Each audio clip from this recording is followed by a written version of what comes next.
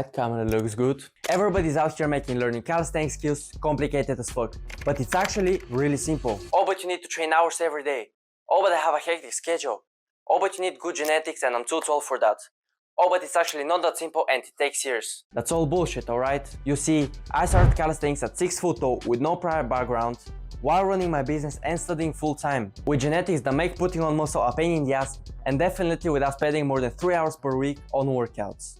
And now, fast forward 2.5 years-ish, I've built a physique I was only dreaming of at the start, and I've unlocked the skills I thought were impossible, like the handstand push-ups, front lever touch and front lever pull-ups, the no-dip muscle-ups, and so on. So most people are failing not because skills are hard, but because they're following some outdated influencer routine from 5 years ago, or simply because they're executing themselves that skills take too long to learn and they don't have the time for that. So we're gonna take all that shit, throw it out the window, and I'll show you exactly how to train to put on lean muscle and unlock all of your dream calisthenics skills without burning out or wasting time on useless steps. So I really hope you didn't click on this video expecting some basic YouTube tutorial.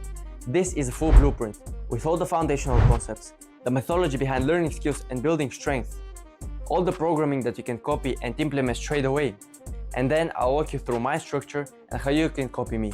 And I'm doing this because I wasted almost 2 years making mistakes, learning things the hard way, getting injured, and wasting my money on courses and low quality personal trainers without noticeable results. Time is valuable, so I don't want you to waste yours. So here's a little shortcut. Now, let's get onto the sauce. First is the foundational concepts about training and about learning calisthenics skills that you need to maximize your progress. Now, a lot of the athletes that you'll see online are massively overcomplicating each topic, just over-explaining for tens of minutes or even hours. So I'm going to give you everything straight and in plain and simple language. But before we continue, I want you to understand that 90% of your progress depends not on your genetics, not on your height, but it depends on the way you train. So it doesn't matter if you're 180 or if you're naturally skinny like me, it's all about the way you train. Point number one, I know you've heard it a million times, but I had to mention it because structure beats motivation. Because if you're relying only on motivation without a crystal clear structure about the way you should train, eat, recover, etc., you just end up training randomly, seeing no progress, then feeling down, then skipping workouts because of that and feeling guilty. So you just end up in that never-ending loop and end up nowhere. I've been there before myself because I didn't know how to train and how to structure my workouts, therefore I lost on a ton of progress. Concept number 2. Skill learning is neurological first and then muscular second. And now listen closely because this is the point that actually defines the whole way that you should train and structure your workouts. Let me put it this way. Imagine that your muscles, for example, the delts in the planche, are the software. And imagine that your central nervous system and your tendons are the hardware. So just imagine trying to learn the latest version of Windows on a dusty 30-year-old computer. It would just fucking explode. And that's exactly why some powerlifter with insane shoulder strength can't even fathom doing a full planche. And that's because skills are not mainly about strength, but about body adaptation. Which leads us to point number 3. Intensity over volume. Now I'm going to use the term intensity in 2 cases, and in this case we're going to talk about intensity during sets. What does intensity during sets mean? Like I said, because skill learning is about body adaptation and not strength. Therefore, if you want to learn a skill, you have to do the skill and not do some easier variation. You can't learn, for example, the straddle planche by only doing advanced tuck. And that's why some people are stuck on 25 seconds of advanced tuck and can't progress towards the straddle planche. Well, I had a friend who could do around 15 seconds of advanced tuck planche and he did a full straddle planche in 1 month. Therefore, if you want to learn a skill, you have to do the skill and not do some easier variation. What does the intensity rule mean? The idea is that you should be training the hardest progression that you can do until you can hold it for no longer than 3 to 10 seconds. So this is the sweet spot, and once you go past 10 seconds, for example on the advanced tuck, then you should start attempting the straddle planche. For example, the pike straddle, it doesn't matter. It depends on the skill. This leads us to the next concept that you should be training 2 to 3 skills at once. Why not 1 or why not 4 or more? And the reason why not 1 is because if you're doing 1, you will be either overtraining, or if you're not overtraining, you'll be missing out on a lot of gains on another skill. That's what I did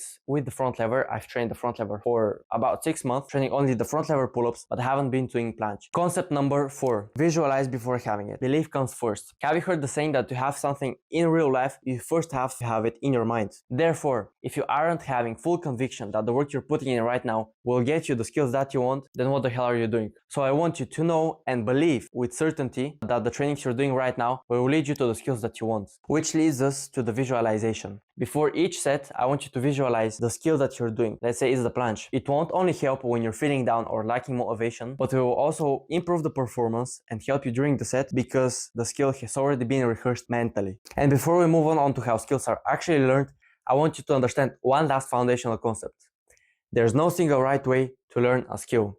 You must individualize and experiment. I'm going to show you two seemingly contradicting ways. Not seemingly, actually they're contradicting ways to learning a skill. Therefore, it's your duty to test both of them out and experiment. And as a bonus at the end, I'm going to show you my program as well, so you can understand how you can modify yours. Now, let's move on to the real sauce, guys. I'll walk you through how to actually learn skills, the methodology, and the principles behind the skill learning. The first one I'll walk you through is the high frequency and low intensity methods. And the idea behind it is training the skill as often as possible, therefore it can get neurologically ingrained, because in my experience and when I was talking to other athletes as well, they told me that in most cases, for example, learning the planche or the front lever would be too hard if you literally don't train it at least 5 times a day. I mean 5 times a week or even every day. Therefore, high frequency and low intensity method comes into play. And the idea around it, behind it, is that muscles recover in 24 to 48 hours. That's some boring ass shit that you may have heard, but it's important to know.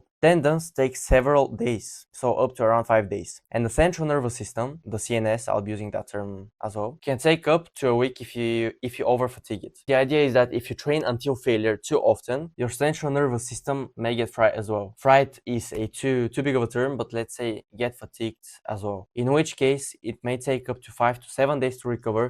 Therefore, even if you feel recovered in 1 or 2 days after an until failure session, you may still suck just because your nervous system hasn't recovered yet, like your muscles. And I'll give you 2 examples over here. Let's imagine 2 brutal sessions per week where you'll do 10 sets per session. For example, you'll be training the planche, and let's say 10 sets is your maximum. For example, until the 6th set, you'll be doing 3 seconds of planche. Then by the 9th set, you'll be able to do no more than 2 seconds. And on the last set, you'll be barely able to do 1 second of planche. And like that, you've trained until failure. And because of that, you will be able to train 20 sets per week.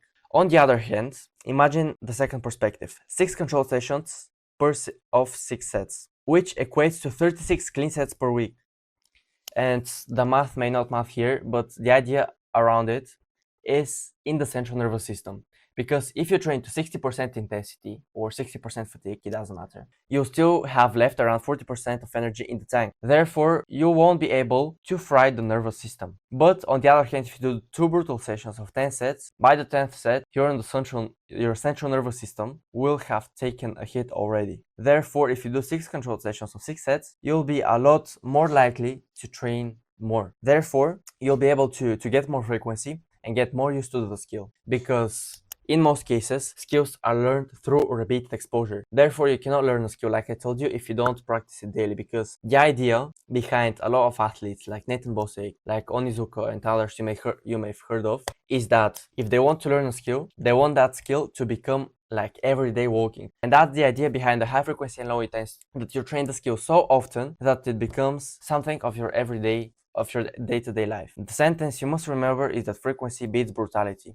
Though it's not 100% of the case, like I told you just around 3 minutes ago, which brings us to the next method, the low frequency and high intensity method, which is the opposite approach. Like I told you, you'll be doing 2 sessions. Let's say it's a rough estimation, it's just to show you the 2 sides of the world. You'll be doing, for example, 2 sessions of 10 sets. Therefore, it's fewer sessions per week, much higher fatigue per session. Therefore, you break down your muscles, your tendons, and your nervous system. Therefore, they can recover stronger. You're training close to failure each set, close to failure each workout, not each set. Therefore, you need longer recovery. But this method works in 2 cases. It's either best when the skill is already neurologically ingrained, therefore you're already good at it. So let's say you can do 10 to 15 or even 20 seconds of the front lever, and now you want to really master it. And you master it by doing more volume. Therefore, that's where those workouts come into play. Because in those workouts, you may get more volume throughout the whole workout. And that's when you master the skill. So you're not training to actually learn the skill, you're training to build more strength to be able to just expand the horizon of the skill that you already can do. The second case is your body actually requires more intensity and stress to learn a skill. Now that's true in very few cases, but that may be the case for you. Therefore, like I told you 10 minutes ago, you should experiment. But generally speaking, for beginners, fatigue first of all kills technique, which also the higher fatigue means longer recovery. Therefore, you won't be able to get as much sets as possible throughout the whole week. Therefore, you'll be doing a lot less sets in total per week, which may be bad in most of the cases, like I told you. It works for some, the method works for some, but not for most. And to clarify, those two methods that I just described are the two ends of the needle. Therefore, you can make your own changes to each one. And that's why, like I told you, I will walk you through my program. You can understand how I modified mine and how you can modify yours further on. And just to give you some perspective before we move on, I actually use a mix of the two methods, but I'll get to that in a bit. Now, number 3, you must adapt to the skill itself. Bro, I'm giving too much sauce. My throat is sore. Goddamn. Number 3, you must adapt to the skill itself. And it's very simple to understand because you don't learn the piano by doing fucking finger curls, right? You must get used to the movement. And the same way, you won't learn the planche just by doing fucking handstand push-ups. And I know you may have heard of that you need, I don't know, 15 handstand push-ups or 10 handstand push-ups to start learning the planche, or do 30 pull-ups to start learning the front lever or whatever. This won't help you as much as doing the actual movement itself. Of course, having some base strength of pull-ups, maybe handstand push-ups or dips will help you, and you actually need it to actually start learning the skill because you won't be able to progress otherwise that fast, but not to that extent. And that's simply because your nervous system adapts to the exact joint angles and to the exact movement that you're doing. Therefore, accessories like the handstand push-ups won't move the needle forward to learning the planche. Fastest progress comes from direct exposure, which paired with the intensity rule, which I told you in the first part of the video, is where real progress hides. Now, let's move on to the next one. High rest times. The high rest times are applied to any methods, to any principle or whatever. Every single athlete sticks to the high rest times, regardless if they're doing the high frequency and low intensity method or they're doing the high intensity and low frequency methods. Therefore, longer rests means higher quality sets, and that's why they're doing it. So the idea is that you'll be doing between 4 and 10 minutes of rest between sets, which actually depends on the method that you're following of training. However, if you aren't already on the highest level possible of athletes where they're already doing planche push-ups and front lever pull-ups in a single combo, 5 minutes is the golden rule that you should be sticking to between each set. Now, let's move on to the next one. Statics only isn't enough. Like I told you, direct exposure is what you need. That's not the only piece of the puzzle that you need to learn a skill, because you need different exercises throughout the workout to actually learn a particular skill. But of course, everything is revolving around the direct exposure. So only doing statics won't help. You need some dynamic movements too, or some assisted holds. Therefore, for example, for the front lever, if you can already do 5 seconds of the front lever and you want to improve it further on, or even if you're still learning the front lever, so if you're still in the advanced trenches or in the straddle trenches, you'll still be applying everything over here. You'll be doing stuff like the front lever raises, doing stuff like the front lever eccentrics or front lever drops, and the band assisted, which is simply the goal because you're doing the movement that you want to learn just with bands. That's the fastest way to get used to a skill. But of course, you need to do without bands, you need to do with bands, and you need to do dynamic movements as well.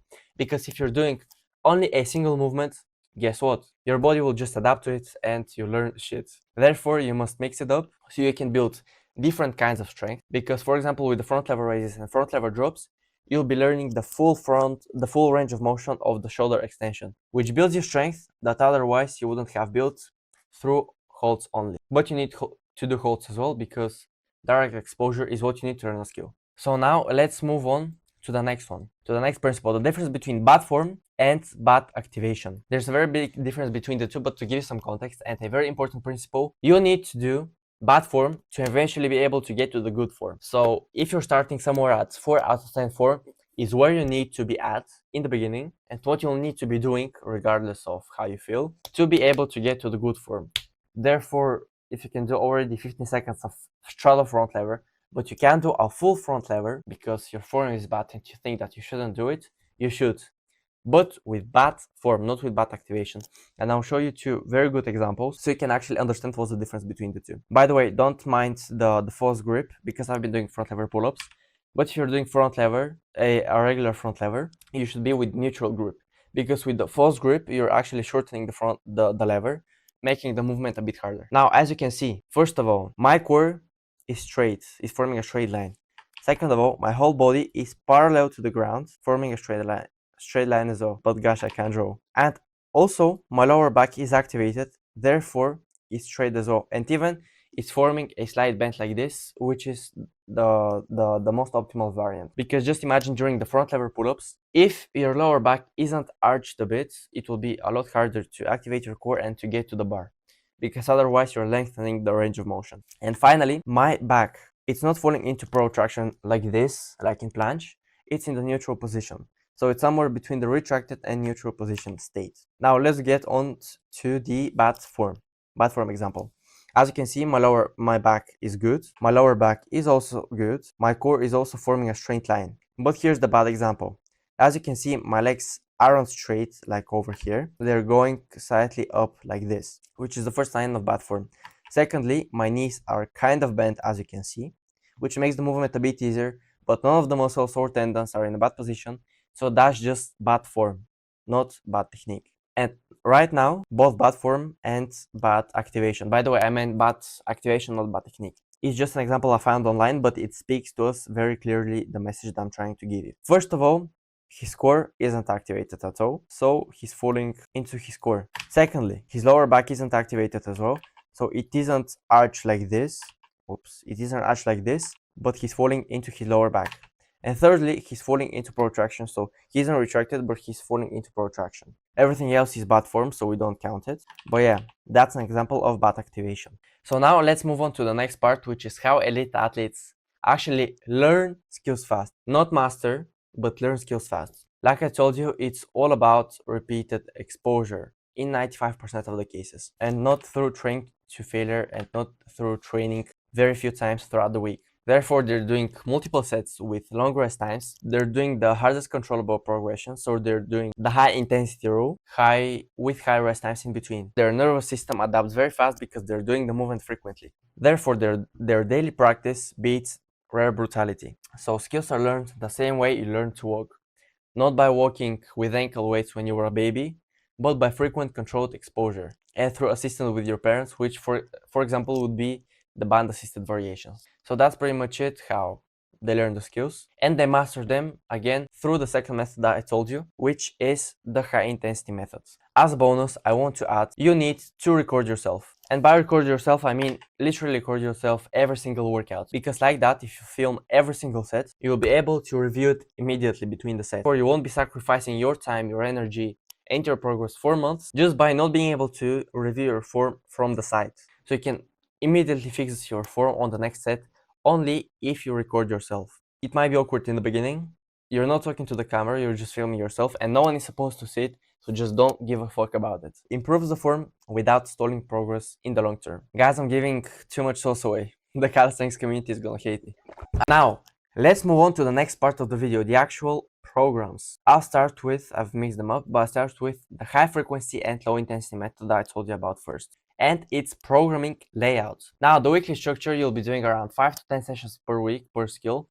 Personally, for the skill that I'm learning through the high frequency method, I'm doing 5 times per week. Your sessions are going to be short, between 25 and 35 minutes each. So some example programs may be, you'll be training it 1 time per day, the skill that you want to learn, or 2 short sessions per day, which many of the top athletes are doing. Now, 2 short sessions, they'll either be doing 2 short sessions, or they'll be doing an activation in the morning.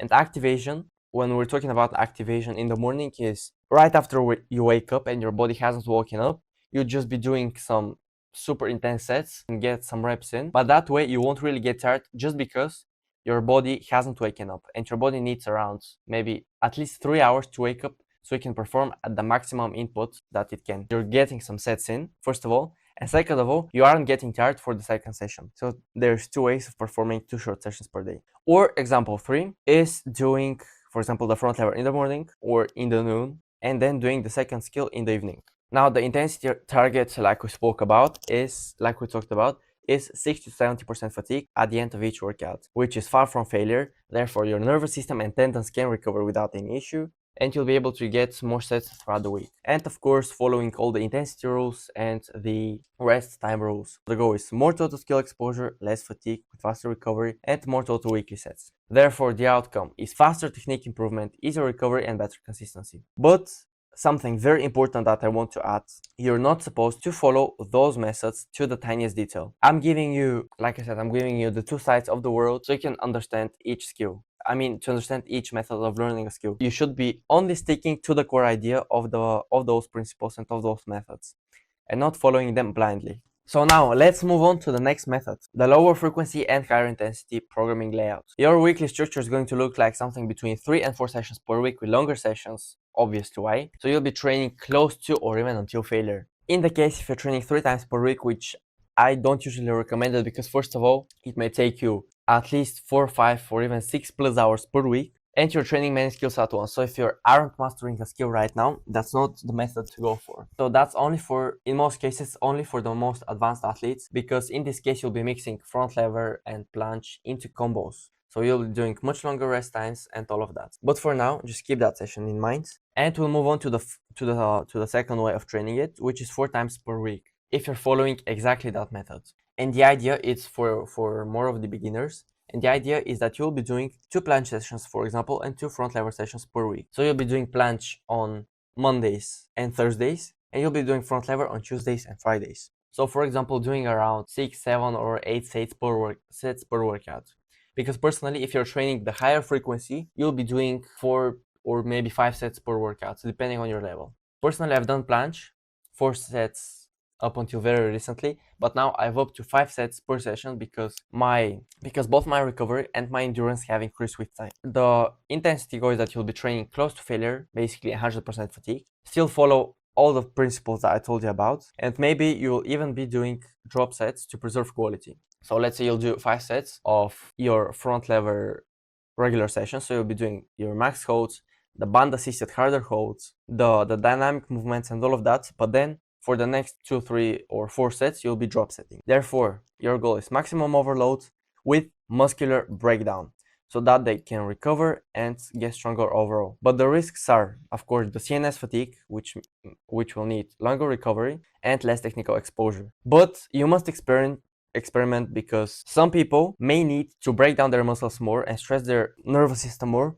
so that they can actually learn the skill. I know I'm repeating myself for the 5th time, but that's something you need to remember and that's something very important to know. Now, let's move on to the next part of the video, how I actually structure my programs. I'm not going to give you any fluff or any theory, I'm going to show you exactly what I run today. Now, because I've practiced front lever a lot before, my front lever is a lot stronger. Therefore, my skill priority is planche right now. Therefore, I can get it to a higher level. Now, my planche programming.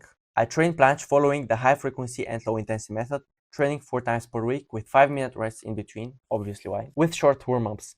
Now, because I'm basically training it every day with everyday sessions, I don't need to warm up a lot. So the only thing I do is do, for example, a 15-second set warm-up where I'm just getting a 25 to 35 kg band and I'm just spamming the planche so I can get blood pumping in my veins and in my muscles, so I can jump straight into the first set without any concerns or any worries. So I train every day except Wednesdays and Saturdays. I have 2 types of workouts. The first one is I do straddle attempts and planche holds. Because right now I'm working towards straddle, I'm doing obviously straddle attempts, and I train it on Mondays and on Thursdays. And as you remember, you learn a skill through direct exposure. Straddle max attempts come into play. I do them for 3 sets with at least 3 seconds, because if you're doing lower than 3 seconds, you won't really be getting the hold time, you won't really be progressing. Followed by the planche holds. I'm training advanced tuck planche, and not sometimes, but I'm usually trying to go for the super advanced tuck because the regular advanced tuck sometimes feels lighter. So therefore, you can slightly make a certain variation harder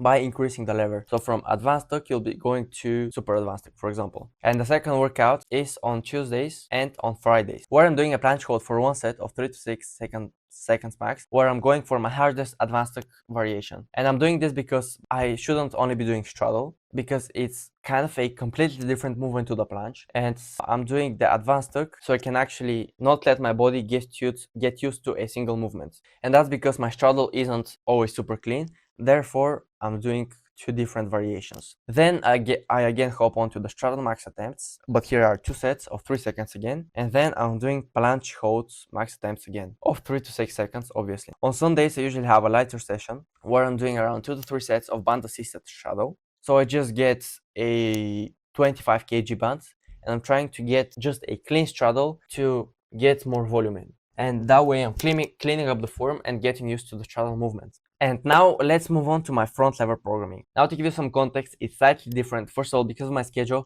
and second of all, because I'm more genetically gifted on the pulling side of it. Therefore, I need slightly less recovery and I can go a bit harder on pulling trainings. Now, I do 2 harder sessions per week, but that's where the slight differences that I told you about come into play. Now, I do 6 sets per session, again, following all the rules and principles that I told you about, but going to 80% intensity. I'm not going to 90, I'm not going to 100, but to 80% intensity. That way, I get myself slightly more tired, therefore I can recover and get stronger, but I leave a bit more in the tank, therefore I'm not tiring my CNS that much as if I were doing 7 or 8 sets. Now, over here, I'm not training 2 skills, but I'm training 3 skills altogether, because for the front lever, I want to improve both the front lever touch and the front lever pull-ups. But to be honest, they're kind of complementary skills, so you need each one for the other one to master it. Therefore, it's not really 3 skills, but it's 2.5 skills altogether, with the planche, of course. Now, I have 2 programs because of that. On Wednesdays, I train not mainly, but I train only the front lever touch. And there's a slight mistake over here. I do the front lever touch for 2 sets of at least 3 seconds. So I'm basically doing my max attempt for the front lever touch. Then I get onto the 5 kg banded front lever touch, where I do it for 2 seconds, for 2 sets again, where I'm getting at least 3 seconds, but right now I'm getting on average around 5 to 6 clean front lever touch with perfect form. So around 9 or a 10 out of 10 form. And that's because I found out that I can hold the front lever touch, but it's not always with good activation. So my form and activation are around a 6 or 7 out of 10. And the reason why I do more band assisted is to actually close that gap between the bad form and the good form and get the most out of it. Then I move on to the straddle front lever touch for 1 set of at least 4 seconds. For me, it's usually around 6 seconds for now of clean straddle front lever touch. And then I move on to the front lever touch to press with 15 kgs. Again, 1 set, and I do it for max. I get that set to around 10 seconds in length. So what I do is get onto the front lever touch with the 15 kg band, and then I do front lever presses from there. So it's like the regular ones, but I'm just doing the front lever touch to actually get the dynamic movements and follow the rules that I told you about, that you need not only statics but dynamic movements as well. And that's to actually build the strength or the full range of motion during the shoulder extension. Now on Saturdays, I do both front lever touch and front lever pull-ups. So again, I'm doing 2 sets, not 1 set, of front lever touch plus front lever pull-ups. So I get into the front lever touch position, I hold it as long as I can, and then I start doing the front lever pull-ups. I do 2 sets of this, then I go into the 5 kg banded front lever touch again, then I do 10 kg banded front lever touch plus pull-ups. So I'm just using a double 5 kg band. So I'm not using it regularly, I just double it and use it like that.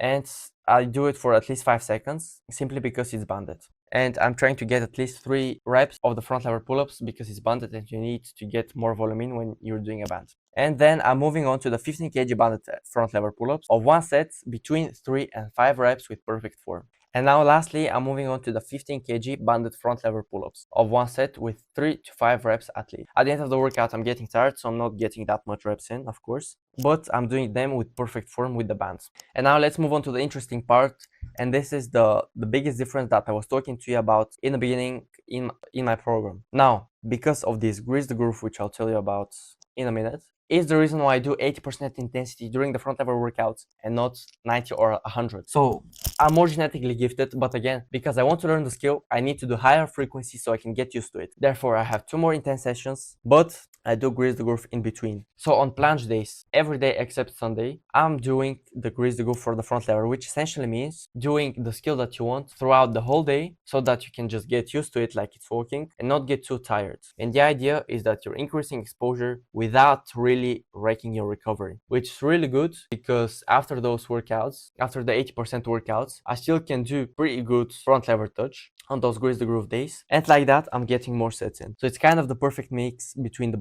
the two. And now finally, to finish things off, it's the activation I was talking to you about in the beginning. For the planche days, in the mornings, I do 1 to 2 warm-up sets. No warm-up sets, I'm going full intensity on them. 1 to 2 sets, so I can get more sets in throughout the week and pretty much wakes up the movement. I get more used to it because I'm doing it right after my sleep. I'm not getting too tired because my muscles aren't really woken up, so I'm not using my full potential anyway. And it feels uncomfortable, but it works. Elite athletes like Nathan Bosick and Dale Longs actually do it. and TLS as well. And that's how I believe they get 2 workouts per day. Kind of a warm-up and a prerequisite to the evening planche. And because of that, in the evening planche sessions, I can have shorter warm-ups with only 5 wrist circles, only 5 shoulder circles and all of that, and then just jump straight onto the banded warm-up session. So yeah, that's pretty much all of the main things that you need to know about my program. It's nothing too complex once you understand everything, but you already have all the knowledge and all the action items from this video that you need to skyrocket your calisthenics journey. But again, I'm giving you all of this value. If you don't actually implement it, there's no fucking point in it. So brother, if you're serious about transforming your physique and unlocking your full potential and all of your dream calisthenics skills, I need you to lock in, because this is the exact video I wished I had in the start of my calisthenics journey. Now, if you want a quick shortcut without having to stress about doing things right, just feel free to hit me up on Instagram or booking a call with me directly down below. I wish you an amazing day, brother, and see you on the next one. Peace.